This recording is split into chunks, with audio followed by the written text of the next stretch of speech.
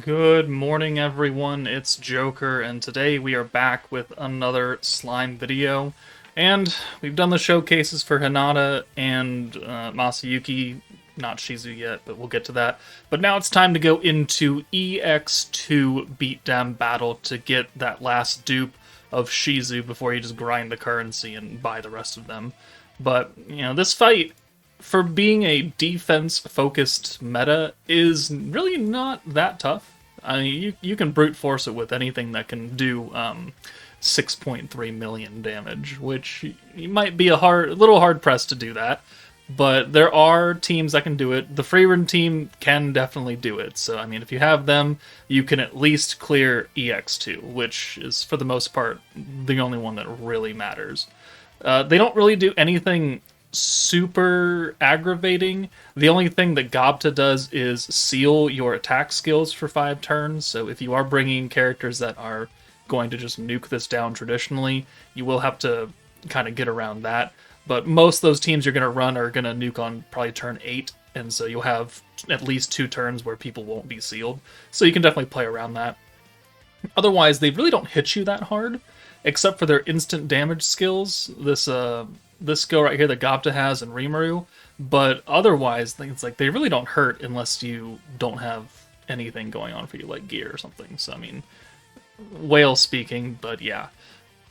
So we've got a few teams to use today for at least this fight, and then I'll have a part 2 video with just 2 teams because that's going to be Vengeance and the Idolmaster team, because those teams take forever to beat this, so I don't want to put it in this video. But let's go ahead and get started. Alright, so the first team is, of course, the meta team. We've got the new Masayuki, the new Hinata, the free-to-play Shizu, and then for the other characters, we're bringing Divine General Diablo. We're not really going to use his attack skill, we're going to use his green buff and the multi-use gimmick that comes out of that. We've got Trya, who's here to orb change. If you don't have access to her, then bring just another orb changer, quite honestly. And then Mirin for her healing skill, because we're going to just heal and get more stacks from Masayuki. From every time you heal, you gain the Reckoning stacks. If you don't have Mirin and Trya, then just bring like free-to-play Isis and free-to-play Space Sufia or something. That way you have 3 dedicated orb changers and Shizu, and then those 2 free-to-play units, and the team will run fine. It'll take maybe an extra 2 turns or so, but you're not really in danger. And EX2, compared to the other difficulties, like it's okay if you're running this team. So, turn 1, we're going to bring Hinata and Shizu up front. We'll use Shizu's orb change because it only affects the Sparkle of Youth team, which both of them are, so they have the 2 blue orbs. And then we'll use Diablo's green buff to give ourselves that 50% increase. And yeah, I mean, we have access to Masayuki now, we've got points, and now the name of the game is making sure that we can heal. If you want to bring like Wind Lumi, the physical one, because she has a green orb change and a heal, like you totally can. She'd be really good here because it's the only skill that we need to use here. But we have Trya, who we're going to use instead, which if you don't have Trya, that's really unfortunate, but she's a limited time unit. She'll come back eventually, maybe in 2 years, I don't know. I really hate how they do this. But now we've got a whole bunch of points, so let's use the continuous heal from Mirin. That way, when we apply the Masayuki state at the end of every turn, we're guaranteed essentially 6 stacks, because it's a heal for 3 turns. And every time you heal, you get 2 stacks, so 2, 4, 6. And then we'll use literally all the other skills, the Absorption state, the Reckoning skills, the Orb Chains, and the Alt Swap from Shizu. We have the points for it, they're going to get reset, and they add more stacks on, so it's, why not use them? And then because we've used the Diablo green skill, we can use skills again and again, which means that we just used Hinata's Reckoning charge skill again to give us 2 extra stacks. And there's the heal. We also have the AoE heal charm on Masayuki because it hits after his status goes on, which means that every time you use Masayuki, that's just literally 2 free stacks from that AoE heal charm. You could use the single target one, but it would only give you 2 stacks versus healing everybody, which is going to give you 6. So right now the AoE healing charm, even if you don't need to heal, is going to give you more stacks, and that's just going to enable you to end the fight faster. And then if you need to orb change, you can. And then Masayuki's giving you so many points. You're getting a lot from the extra protection gauge that we got from Hinata's skill, the green buff from Diablo's skill. The team is very easy to run, quite honestly. I wouldn't say it's brain dead, because you're just using a whole butt ton of skills over and over and over again. But as long as you understand the concept, it really doesn't take much effort. Vengeance didn't really take much effort either. But we're absorbing all these hits, which means we're healing, which means we're getting extra stacks. So there's an AoE. AoE, there we go. Absorb it, more stacks. And then here's a single target, and we're going to absorb that too. And then absorb that. She doesn't have the actual effect from Masayuki, though. So Triya wasn't gaining any stacks there, but Hinata and Shizu certainly were. They're going to exist on the front line pretty much for the entire fight, and only that third slot will get swapped out, depending on what you need to use. But this is turn 4. We have one more turn until the Reckoning effect goes into effect and starts killing them, and it will only take one turn of that, because it does quite a bit of damage, especially when you get to fairly high numbers of stacks. It does cap out at 99, but unlike Vengeance in this fight, where 99 does like 250k, we're going to do a couple million with this. It's a lot more efficient. So let's re-enable the continuous heal, that way it just stays on the entire time. We'll orb change, we'll alt swap, we'll put the Reckoning stacks on, blah blah blah. Literally, there's like seven skills we use in a turn almost.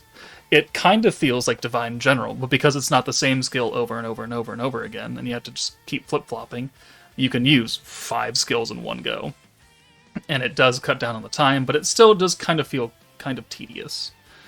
So there's another 100 points. Let's use the skills again to get the extra free Reckoning stacks. And instead of doing those other skills, we're just going to use Hinata twice, and then that one once. So up to 48 stacks on Hinata, which is, we're almost halfway to being capped. And then we're going to absorb all these hits again, and then it's going to go even higher. So 1, and 2, and 3, and 4, and okay, counters. 5, 6, 7.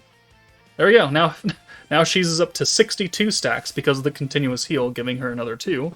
And this is the final turn before the Reckoning kicks in, and it counts every stack from all 5 characters. So even the 3 on Diablo and the 8 on Triya in the back, they will count towards the overall damage that we're going to get from the Reckoning status. And here, I'm not really worried about much. We're just going to use all these skills again, and we'll just let the Reckoning run its course. I don't really care about orb changing because, 1, they're all changed anyways, and 2, we don't really need to do anything else. The fight's going to end after this turn. So, what are we up to stack-wise on Hinata? 56. Okay, 70 on Shizu. 60, 62. There's the heal, and then they're dead at 9 million damage. So, 5 turns for EX2. Fairly simple, fairly efficient. So that is the full, meta team right now. Alright, so in the event that you don't have the new Hinata or the new Masayuki, but you do have access to the 2 free-to-play characters, Carrion and Shizu, you can still get the job done. It takes a few more turns, sure, but it's still efficient. And on the extra plus side, you can see my Carrion is nowhere close to being done. He's only level 80. His skill is legitimately level 1. I have not upgraded his actual protection skill at all. Because the only thing that changes is that instead of giving you 20 points when you use him, he gives you 30 when it's at level 10. Not a big deal. But we're going to load up with free-to-play Shizu, free-to-play Isis, free-to-play Sufia. We've got Lumi for the heal and the orb change, and then Miran for the heal and the heal. And if you don't have Miran and Lumi, just bring more orb changers. If you have any kind of healing skill at all, Earth Trainee or something, or the Octogram Romerus, you could bring them too. Really anything works. The fact that you can use a level 80 free-to-play protector with a level 1 skill and still get the job done with a team made up of mostly free-to-play characters is, goes to show that they actually made the free-to-play characters good. At least the Protector. I mean, at least he's usable. Versus some of the other free-to-play units that come out where their 4-star Protectors are legitimate ass, and they are the worst things you could ever do, and you will never ever use them. Like, you could use this Carrion. He works. He works pretty well. Unfortunately, his whole healing status, the healing reckoning effect, only lasts for 1 turn instead of 3, like what Masayuki does. But as long as you're smart about it, you can still make it work. You just, you gotta have some green orbs.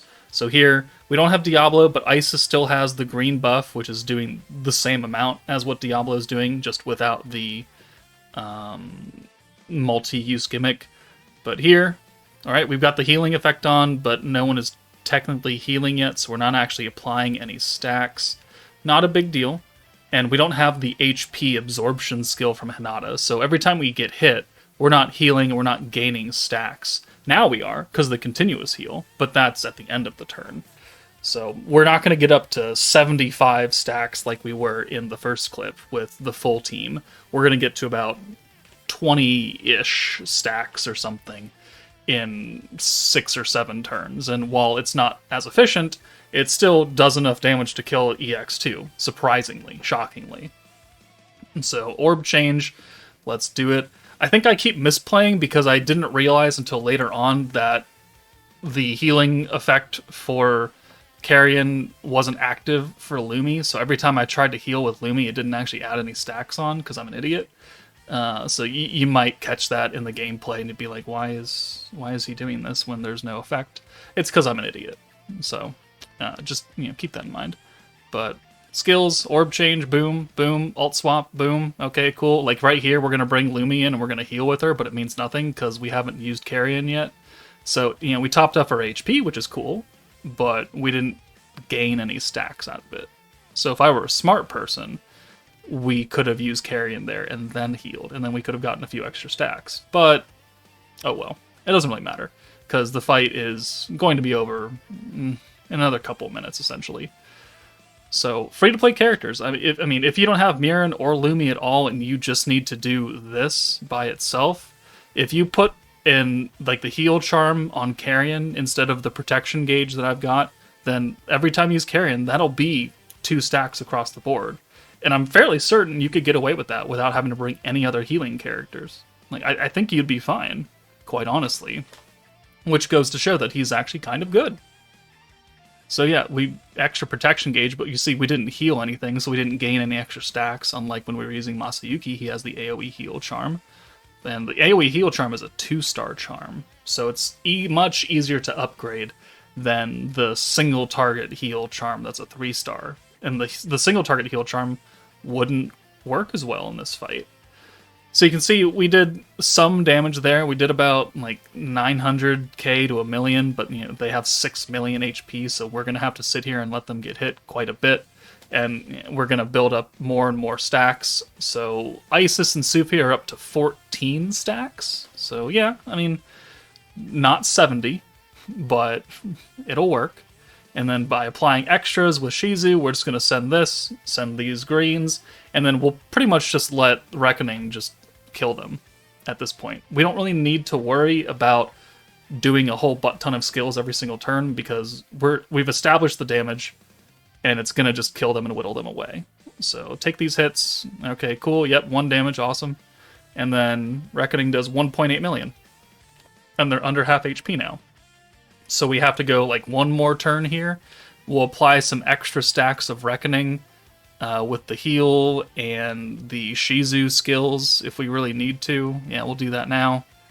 And then we'll bring in Frieren for, again, the extra healing, just so we can apply it to everybody.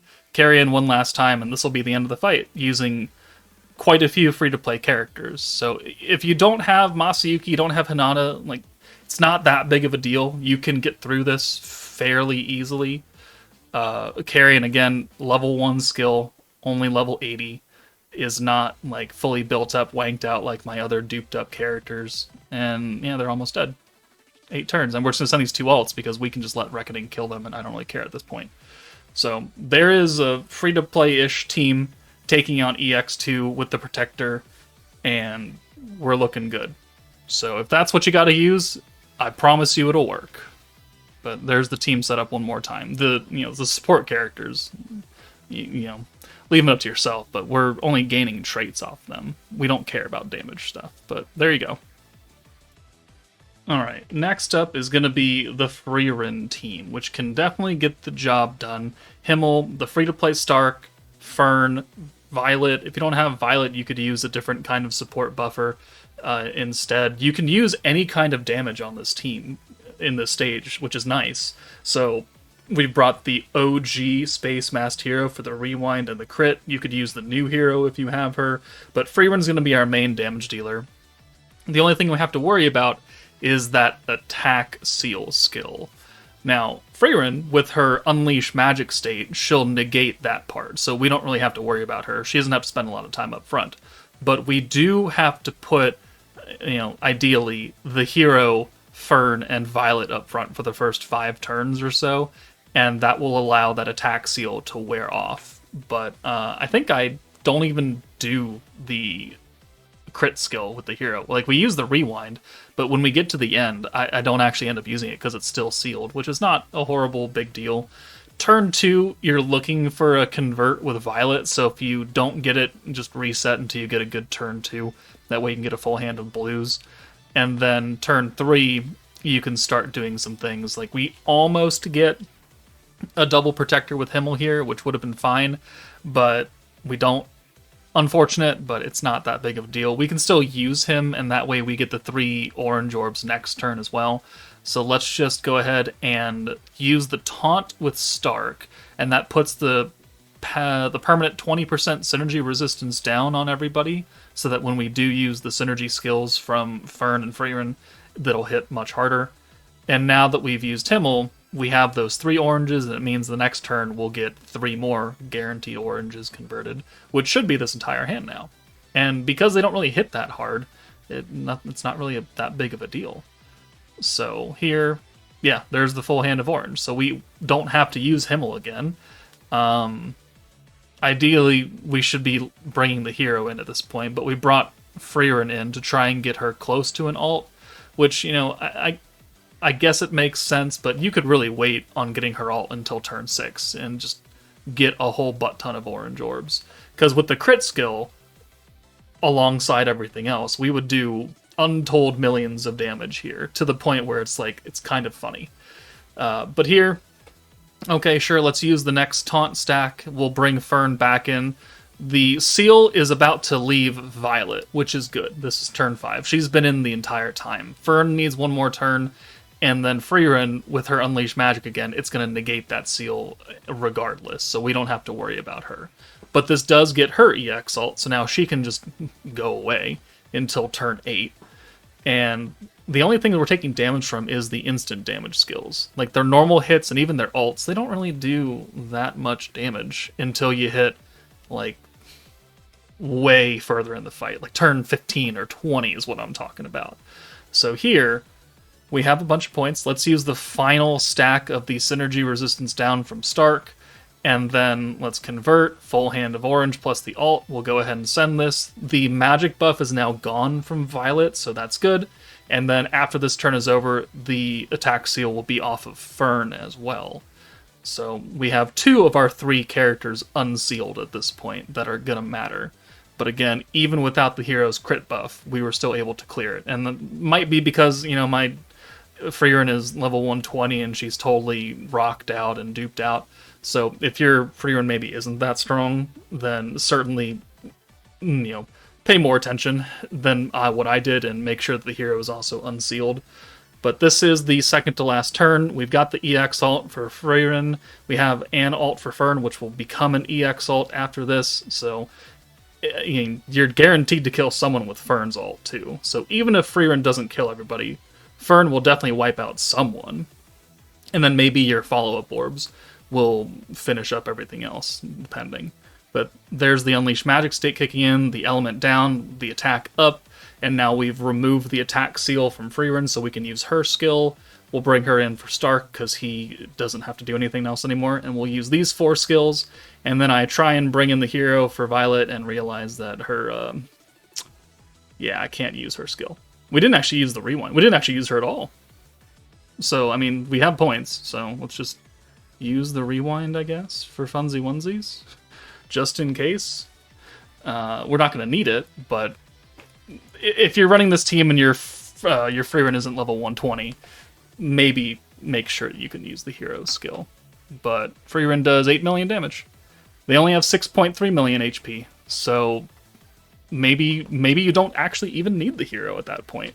She would have made us do, like, I don't know, 15 million damage or something. Quite a bit with her crit, and then the crit resistance down. That would be pretty much fully stacked up because we used a whole butt ton of points there. Yeah, the Frieren team can get it done even without Raphael. And the final team for today is, unfortunately, the Divine General team. Stacking, green-focused team works, solidly in this stage. It just takes forever because it's the Divine General team. And we have 3 characters who are going to be nerfed for 5 turns you got to worry about. Raphael, the hero, and Diablo. Blanc's alt buff is a magic skill, so we don't have to worry about her. And because there's 3 enemies, like, we don't have to do anything as far as worrying about alt gauge. But this team, because it's Divine General, literally takes forever. So for the first 5 turns, you're orb changing, and that's about it, because you can't do stacks of Raphael because he's sealed. So it does cut down on the time it takes to run this team, but it still takes fucking forever. And also, we have 2 dedicated single target nukers in Blanc and Raphael. Okay, great. Gazel is type disadvantage, and he's not an EX character, so he's not going to do that much. And then Diablo and the hero are both support alts, so they don't do a lot of damage on their alts. So most likely what's going to happen if you run this team is that you're going to nuke 2 of them down, and you're going to do some kind of damage to the third guy, but he's still going to live, which means that you're not going to get out easy peachy on turn 8. You're going to have to go a couple extra turns to rebuild your alt, rebuild your skill points so that you can nuke whoever you leave left after the first initial nuke. But, reset, multi-skill. I mean, we do have to leave 2 of them, and someone's coming in and out. So, as long as you've made peace with the fact that you're not going to probably nuke very well on turn 8, you do have a lot of leeway as far as letting the attack seal run out. So it's already turn 4. We've done literally nothing to them. We have a whole bunch of alts, and we've orb changed a lot. Cool. Have still not yet been able to use Raphael's stacking skill, which is why he pretty much doesn't leave the front line. He is going to be the largest impact on our damage because of that stacking synergy power and alt damage. So it's important that he gets unsealed first. Diablo, he spends a lot of time up front because of his green skill, but you can see we've moved him out. We're going to kind of share his time up front between him and the hero, so she doesn't have like 4 turns left over while everyone else is unsealed. We don't really want that going on. But there's the EX alts for Raphael and Blanc, so they're ready to go in that aspect. And then we can just alt swap away. Boom, there's 2 guaranteed greens. Cool. We'll bring Gazel in for Blanc now that she's pretty much unnecessary to leave up front. Like, we do want to still save or swap the alts for like Raph, but it's not a big deal. But here we're going to bring Diablo and the hero and Gazel in, so we can just, 1, drop these alts off, 2, let another turn expire on their attack seal, and 3, just try and make this team work. Try, for the love of God. Let's see. So turn 6, and both of them, okay, they have this turn, and then they will be unsealed.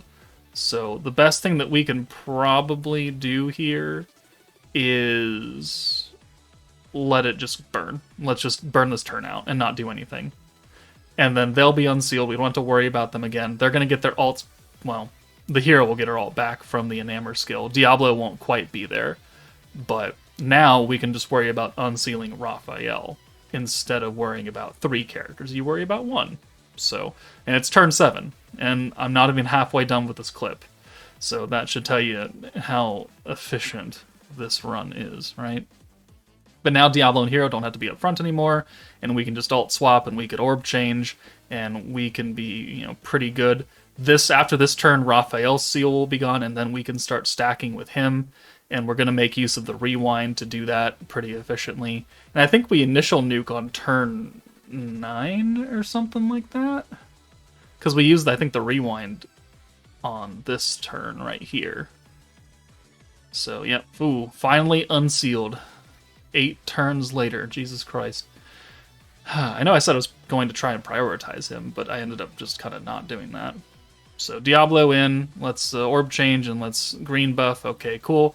And then we'll bring the hero in, and then we'll rewind, and then we'll just use most of our points to stack with Raphael. And we'll send these 2 ults in the greens. That will get us another Elmesia for the rewind turn, which is going to look really good. And it just allows us to get as much damage as possible right now. So 1 more stack, and then we'll go ahead and send it. That way we have points left over in case we need to convert a lot of orbs. And shock surprise, we have to convert a lot of orbs. And by a lot of orbs, I mean every fucking orb. Just another little thing that needles you for the Divine General team. So we're going to convert literally 6 orbs here instead of stacking our damage. It's a giant waste of fucking time. Oh my god. Okay, but there we go. Alright, cool. We did 6 orb changes right there, and now whatever points we have left over, we will put towards Raphael stacks. Thank God. Alright, so 1, 2, 3, 4, 5, 6. I mean, yeah, 14,000, 28,000 damage on a hit is cool. It matters not when they have 6 million HP. But here, we're ready to go. So let's use the Pierce buff. Boom. Let's use Diablo's buff here. Let me pause and slow this down, actually. Okay. So we're ready to nuke. We've used the Diablo buff. We've used the hero buff. Let's bring Blanc in. And then we can use the space and dark buff. And then the alt buff. And then the element resistance down skill. Because, why not? Or we don't. One of the two. I mean, Gazel's skill is pretty terrible. It really doesn't mean that much. But I also forgot to use the multi-skill with Diablo because it costs 60 points. So I didn't really want to use that on this turn. So we'll get like 1 extra stack out of Raphael. And then we'll go ahead and nuke. And you can see that Gazel, even with all these buffs, the Pierce, the Synergy, the alt damage and everything, he does terrible damage. So Blanc does 9 million. Alright, cool. 1 dead. Raphael does 7.8 million. That's 2 dead. And Gazel does 1 million damage. And then some follow-up orbs that were only him. Really, really unfortunate there. Because we could have done quite a bit more. But there, we killed 2, and we left quite a bit of HP on Gobta. So now you just have to wait another couple of turns. Like, a couple more turns. Yeah, turn 11, and then 6.7 million. So we rebuffed Raphael, essentially, a little bit later in the fight, and that was able to take out Gobta. So it wasn't fun, but it still was within the 12-turn limit, and it was Divine General that did it. So there are 4 teams that can clear EX2. There are others that can do it, so put it down in the comments what you've used. I will have a Vengeance team and the Idolmaster team going tomorrow after this video goes up. So they can also do it. They just take forever. Longer than this team did. But that's it for me, guys. Take it easy, and I'll see you all later.